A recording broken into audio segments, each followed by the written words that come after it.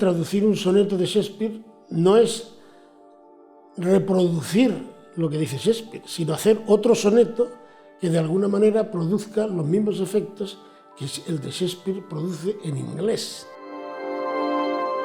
Cuando uno escribe un poema, se basa en elementos que recuerda, en elementos que ha soñado, en elementos que ha leído en otros autores, y de alguna manera traduce eso a una especie de artefacto que luego, como lector de su propio texto, corrige para darle una entidad. Bueno, pues es lo mismo que hace un traductor, solo que él, en lugar de partir de su experiencia como material, parte de su experiencia como escritor para hacer lo mismo con el texto que tiene delante. No es que con esto quiera decir que el traductor ocupa el mismo lugar, quiero decir que trabaja de la misma manera. No siempre todo es traducible, a veces tiene que ser convertido en otra cosa para que produzca el mismo efecto.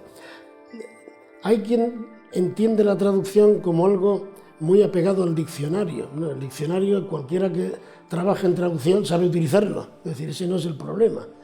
El problema es cómo hacer que lo que funciona en un contexto produzca el mismo efecto en otro contexto, y a lo mejor para que eso se produzca tienes que cambiar elementos, y no son los mismos los que aparecen, o tienes que desplazarlo de lugar en el texto. Eso con Shakespeare ha pasado mucho, ¿no? Porque juegos de palabras no corresponden con los del castellano, entonces tenías que inventarte otra forma para que aquello funcionara como funcionaba en inglés. Dicen, eso no es una traducción fiel. A mí sí, a mí me parece que sí, porque de lo que se trata es de decir en la medida de lo posible, si no lo mismo, casi lo mismo, con tus propios medios, que son los medios de la lengua de llegada, ¿no?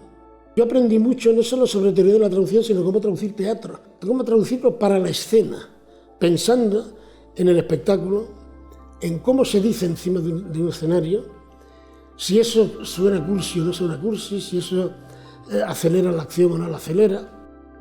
Yo fundamentalmente he trabajado traduciendo sobre todo aquellos poetas que necesitaba traducir para acabar de entenderlos. Es decir, cuanto más ha sido mi dominio de la lengua de partida, menos me he preocupado en traducir. Y de las lenguas que más me ha costado acceder, es de la que más he traducido. Porque en principio para mí era un proceso de formación y de aprendizaje propio. Que eso además sirva luego para otros lectores me parece muy bien, pero para el primer lector para el que yo traduzco, para mí mismo. Un escritor bebe de lo que lee y muchas veces lee de otras literaturas que no puede leer en la lengua original. La influencia, por ejemplo, que pueda tener la narrativa rusa en la cultura de Occidente, la mayoría de los escritores no leían ruso. O entonces, o bien viene a través del francés, o a través de las traducciones en castellano, de las traducciones en italiano.